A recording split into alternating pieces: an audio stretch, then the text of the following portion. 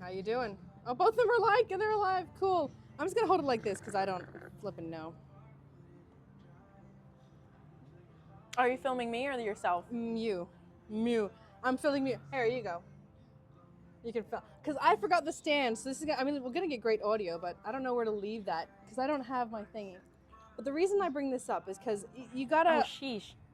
How's the glare? I'm gonna talk to you. I didn't bring the right stuff. Oh well, we'll make this kind of quick because I was Right. gonna get your opinion on this because I think what I've decided is people can get caught in loops. One thing that instigated was talking with a workmate, and it's like I'm hearing this story over and over again. It's like you're stuck in a loop. Which story? I'm trying to think of another example that might be so immediate, but someone who tells you the same story over and over again, and it's like an unhappy story that keeps reoccurring. Oh, like it with the same situation with different people, or it's just the same situation and they same situation. Like it's a memory. Like they've had a bad experience with a lot of it's like bad experience with a previous partner. Oh, are you talking about like? Oh, I got you. So here's a good example. Oh, so good. How does that's the best way to explain it, right? She's stuck in a loop. Right. Might be with different people. There's other people that I've met here that I'm like, they're stuck in loops too.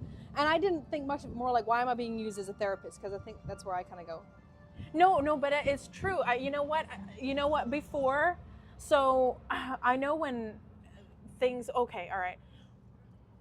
When things would like bother me, I'd just go I'd externalize it, be like blah blah blah. But I guess you can't put that on other people. You can't do that. You can't put your trauma onto other people because that's not what Jesus wants, because you're not healing from your own trauma by doing that. No, it's like you're almost burdened, and like I'm a sponge. So I know. So I feel like as Christians, we're supposed to protect ourselves as well. You have to protect yourselves, but also, the person who's, trauma dumping on you, maybe they don't realize that that's not helping them by doing that, right? Or us, or us. So I kind of like the story you were telling me last night, where as Christians, you just like shut down any drama because that's none of your business. Yeah. And the only way to clear something out the healthy way is between the two people it's with, or the people that it involves, right? You can't include other people because what's that doing other than well, see, here's my issue is when people do include external people like me. It's me, the example is just like a lot, but I'm just like, I'm trying to help, and the advice I've given I think is pretty good. They don't even act upon it. So they're not willing to listen. That's the problem. They're not willing to listen to that, which is fine. If that's the case, then I don't need to hear it again. It's like, all right, you wanted help. I tried. It's not going to work out. But this is what it made me think, because I was stuck in a little bit of a loop. For some reason yesterday, I got set off by an old happening. Should I just tell it? So Yeah. Well, do I know this? I think you will. Well, if not, we're going to have it. So this is when Dwayne was still alive, and we had my sister-in-law rock up. Oh, yeah. She came around, and this is pretty bad. I think it was about a couple weeks, actually, before he died. And she was there, and she basically told him the truth, like, you're gonna die. You have to get ready for it. So she left, and then I was like, okay, I'm gonna check up on Dwayne. He was in hysterics. He was so sad, and I was like, what the hell? Your sister came. What happened? And he told me, she told me that I was gonna die. This, and I went, oh no, because this is something that I guess through my loop I'm going through this. I've thought about this regularly. Ever since he died, I'm like, I don't know why she did that. I have no idea and probably won't know why because I've not spoken to her. But I'm like, I don't know what she was trying to think, but she's not left with the job I had. I was cooking, I was cleaning, I was still working, trying to balance the bills, and I'm looking after him, and she's just made my job that much harder. Okay, he's in pain, he's already in anguish physically, and you've just dumped that on him, and I was fuming. Hey, remember, you picked me up. Was that the time where you tried to leave the house and your mother-in-law took the keys away? No, I already left the house. So I saw that, and I got him settled down. It took a while, and I was like, I gotta go speak to her. I was that mad. I was just like, oh, that was the night you went. Okay. So I went to work. I let her have it because I was so mad. I was crying. Actually, give props to my mother-in-law there, where she was like, "Give me your keys. You're not." I don't know. Actually, that was the safest thing because if I did have my keys, I was not in the state to drive at all. Yeah. So she was smart taking it away, and I was like, "Yep, I'm just gonna walk." I got some stuff out, but I was like, I just wonder. I was like, this keeps replaying in my head, and I'm like, I haven't. Other things I've kind of resolved where I can talk about it without getting worked up, but then this one, I was like, I'm seeing this loop starting up. I should really focus on my loop, and so I still. Well, now I said the story. Why does it keep coming up? Is it? But you know Why? what? Why is it coming up? I feel like sometimes when certain things replay, something's unresolved, and it's not like a therapy session, but I feel like. Okay, sorry. Go on. I'm trying to think. My head. Hold on. Yeah, I have a headache from this. Do you want the clip again? Yeah, may I have the clip because it Yeah, hurts. that's why my hair is down again. I don't. We've got so much hair. We need different ways. I should find out how to braid again since my hair is at the I length. know how to braid. Oh no, I have dragon fruit. It's on your pinky. Oh, crikey. Oh God. Okay. All right, continue up before you lose that train of thought. When you can think about it in a what do you go what do you do when you go to a therapist? Is that like a You talk, and it's their job. In my way, their job to help sort it, like help untangle it so you can process it better. Correct. And so I feel it's one of those things like this isn't Christian. Oh no, I want to look at you. A Christian way of thinking is when things replay in your head like that, where it still comes back up and it's like, it's unresolved, and it's one of those things where I feel it's God trying to tell you to let it go, or like it's something you have to learn from. That's the latter. That's you need to learn from it. So what did you learn? What did you learn? I'm not reflecting on that. Saying here I am complaining about people going through loops, and I'm like, I should really look in the mirror. I'm replaying this scenario in my head, and it's been years. So it comes up regularly. Yeah, and it gets me mad, and it gets me mad because of like the extra shit that I got piled on. Like, I have enough crap. You just gave me more. Thanks. So was it just Cindy came over and then oh shit. I'm sorry.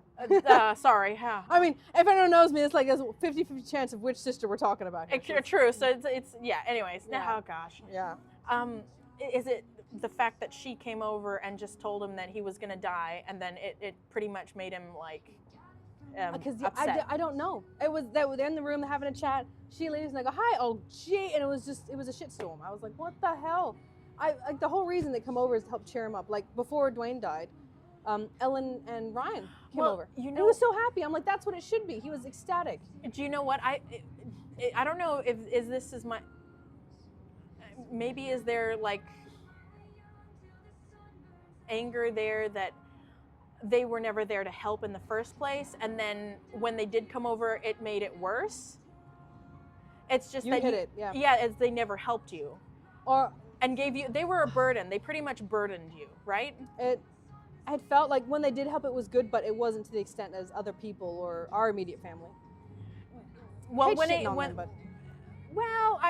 that's what happened. But that is what made you the most upset, is because whenever they did come to help, it was not very often.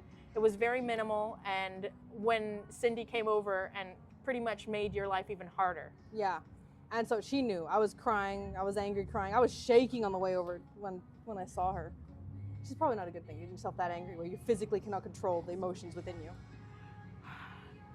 It's true, because to be honest, if I had the choice, like if I had known really what was going on properly, because I don't even remember really what was going on. Oh, neither do I. But that probably means that it was traumatic when you forget. Dude, do you know what I mean? If I didn't keep a track of my diary, I would have known. Like the day he died is very vivid, but there's like one sentence, and that's it. The stuff around it and that's there written down. I'm sorry, continue. No, I don't remember what. If you had known what was going on, then like the person I was before, I probably would have thought, let's go kick some ass. But that's not what God wants. And sometimes, like, we were talking about suffering and pain and whatnot. Yeah. Mm-hmm. And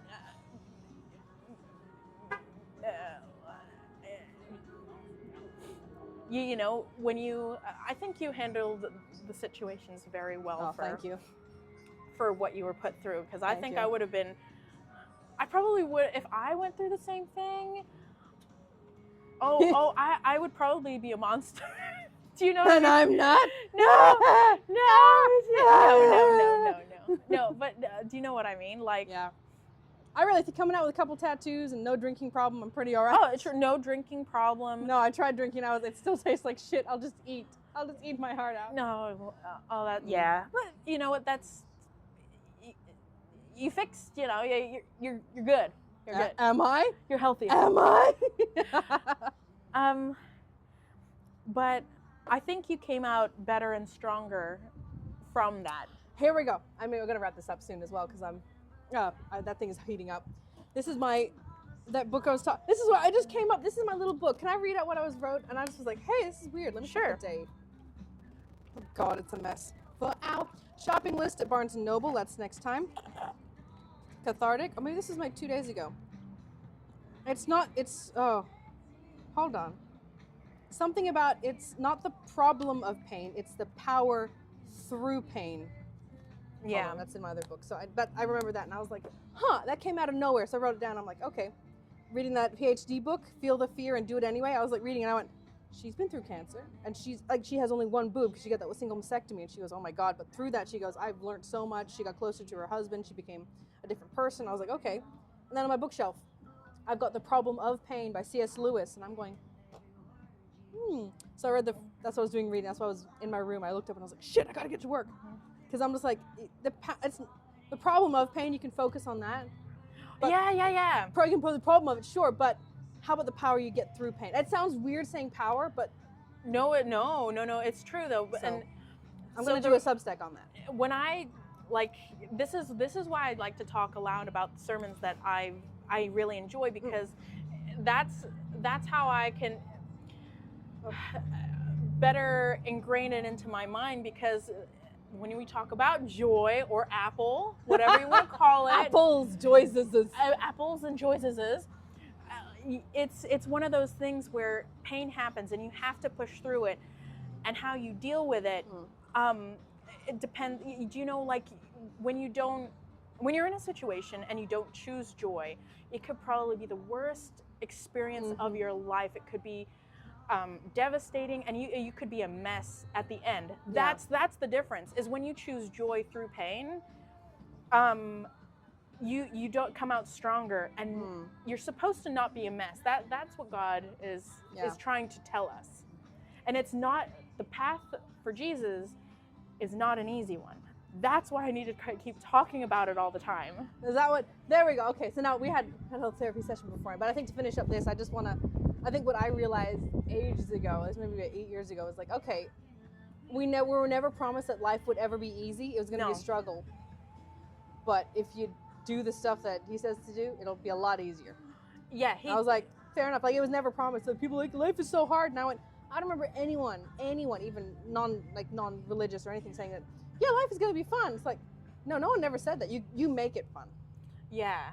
And if you choose the easy road and try to avoid it, it's not fun. It gets even messier. So much messier. Amen. Hey. Yay. But you know, I know. We're gonna get out. I know that you want to keep...